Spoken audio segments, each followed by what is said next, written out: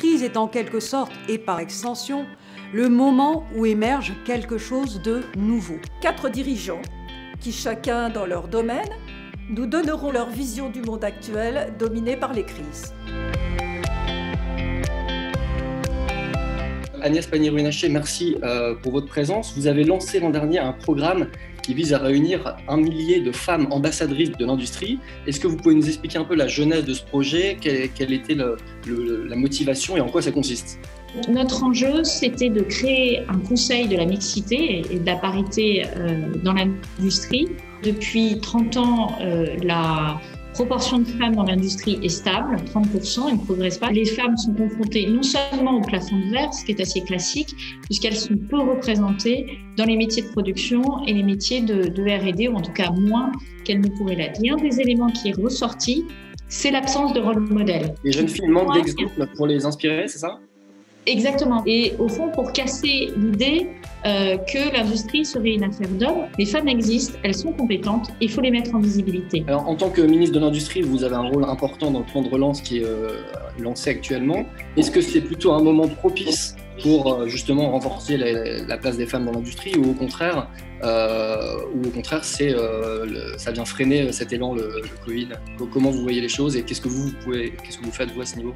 À chaque crise, on constate une régression de la place des femmes dans l'économie. Nous avons d'autres combats, le combat du recrutement de dirigeantes dans les instances exécutives des grands groupes, le fait de toujours avoir un candidat homme et un candidat femme jusqu'au bout des process. Moi, je veux utiliser un levier intéressant qui est celui des investisseurs, qui soit orienté sur les femmes. Pour la féminisation, c'est ça? Des actionnaires qui poussent une direction à féminiser? Tout à fait. Très clairement, là où il y a de l'argent et du pouvoir, ça fait bouger les lignes. Moi, je trouve qu'il y aura un grand pas qui aura été franchi le jour où les agences de notation prendront en compte la parité comme un critère de performance de l'entreprise. Si vous voulez adresser une situation, il faut la rendre visible. Un rôle modèle est un bon rôle modèle si on le voit. Plus de diversité, c'est également un élément de compétitivité, pas seulement pour les femmes, mais lorsqu'on multiplie le type de profil. Je crois de faire du digital une grammaire commune dès le collège et dès le lycée. Nous avons d'autres combats, c'est de renforcer les compétences sur ces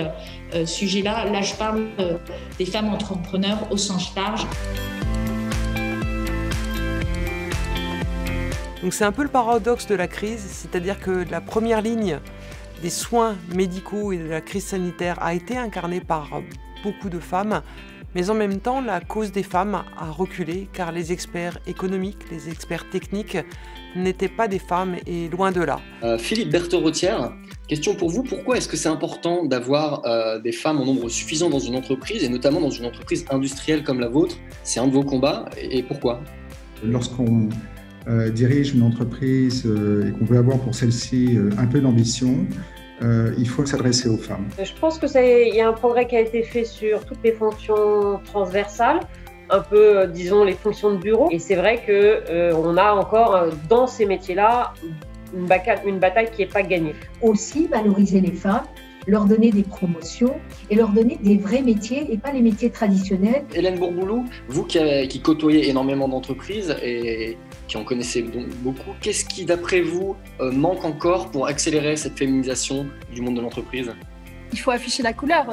Beaucoup de femmes se censurent elles-mêmes et l'avantage de pouvoir en parler libère au moins les envies et les ambitions. Je viens de refuser de recevoir un candidat qu'on voulait me présenter pour prendre un poste de direction technique. Et je leur ai dit, vous reviendrez quand vous aurez trouvé une femme. Et pour la création de valeur, pour les idées que les salariés vont pouvoir apporter à l'entreprise. Et puis aussi plaindre les entreprises qui ne l'ont pas encore découvert. J'ai en effet été candidate à la succession de Pierre Gattaz pour la présidence du MEDEF. Et j'ai été très surprise de la perception de ma candidature. On n'a pas vu quelqu'un qui avait des conceptions et une philosophie de l'économie, on a vu une femme. Et ça m'a interpellée et je me suis dit, mais je ne suis pas juste une femme, je suis une candidate qui a des choses à dire, qui a des convictions économiques et sociales. De ce fait, l'idée de Femmes du MEDEF, c'est de constituer un réseau Un réseau où nous pourrons avoir des témoignages de leadership. Quand vous voulez vraiment faire quelque chose de compliqué, il faut faire travailler beaucoup de personnes ensemble. Et ça, les femmes l'apportent énormément en entreprise. Quand vous avez un certain nombre de femmes dans une entreprise, avec ce travail collaboratif, sans doute, bien finalement, il y a un beaucoup plus grand plaisir de travailler dans l'entreprise. Et ça, c'est quelque chose de fondamental pour l'embarquement de tous les salariés. Et donc, pour la création de valeur. Marie-Ange Debon, on voit qu'il y a eu des progrès qui ont été réalisés ces 10 dernières années et même plus. On est un des exemples. Est-ce que vous diriez que le combat pour la féminisation des entreprises est en train d'être gagné, est en passe d'être gagné? Je n'étais pas favorable il y a 30 ans à la féminisation des COMEX par la loi. Je dois avouer que je suis ébranlée aujourd'hui. Et malheureusement, je penche pour. J'assume parfaitement d'être une femme quota. Pour toutes les jeunes HEC qui disent non, mais je veux progresser par mon talent, vous avez du talent, donc vous ne posez pas la question, assumez très bien. Oui, allez, on est une femme quota. La féminisation des conseils a professionnalisé les conseils. Bien sûr, puisque c'est plus la cooptation de proximité. On est rentré dans des schémas de chasse de tête, de définition de profil, d'entretien formel. On peut de la même manière mettre en avant, encourager l'ensemble de ces fonds qui sont engagés sur la diversité et la représentation des femmes. La diversité est toujours plus compliquée, mais plus riche aussi. Dès lors qu'on mesure, eh bien, on peut mettre les actions correctives en place. Et des droits des hommes et des femmes, c'est inscrit dans ma culture. Et j'avais passé un pacte avec mon frère. Je jouais au foot avec lui et jouais à la poupée avec moi. J'ai gardé mon âme d'enfant et quand on me disait non, je disais pourquoi. Il faut jamais, jamais, jamais lâcher. La crise que nous sommes en train de traverser, la crise actuelle, favorise l'émergence des femmes parce qu'on donne une priorité au profil multitâche, au couteau suisse, et les femmes ont cette capacité à être beaucoup plus flexibles et adaptables. Il y a une forme de priorité dans la période de crise au pragmatisme et à l'empathie. Les crises ne créent pas les tendances, ils accélèrent les tendances. C'était un moment un peu de vérité où l'entreprise a pu développer un certain nombre de solidarité qui est en fait une vraie richesse, une vraie ressource dans la capacité de l'entreprise non seulement à passer une période critique comme celle-là. La raison d'être de notre entreprise, elle s'exprime en ce moment.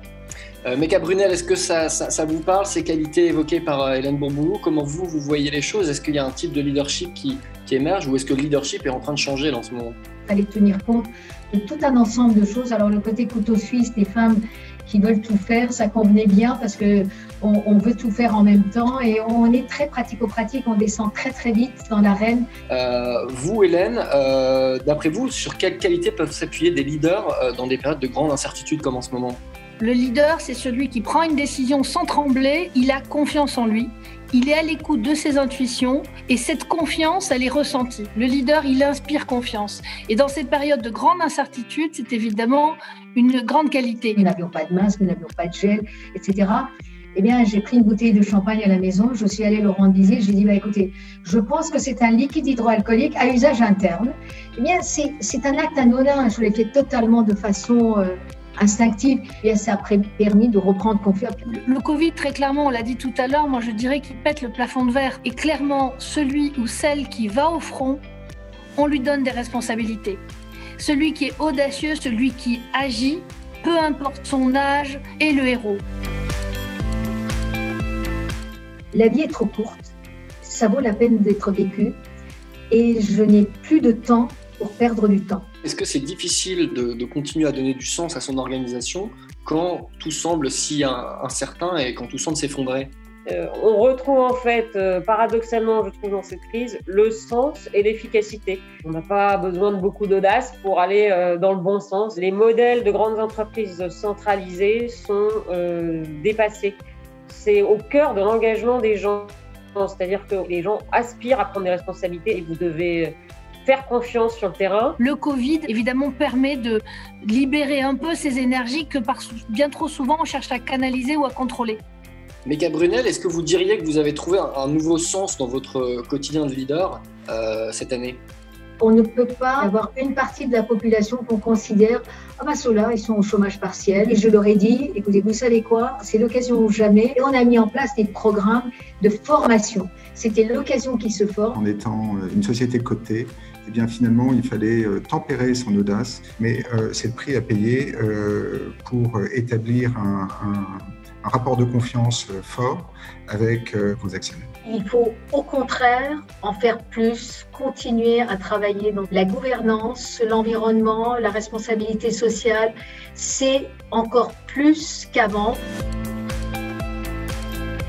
Ce que nous avons souhaité, c'est faire un changement des paradigmes, faire en sorte que les femmes soient pleinement impliquées dans ces plans de relance, c'est-à-dire qu'elles soient décisionnaires et qu'elles voient comment on conçoit, on imagine et on crée ce monde de demain.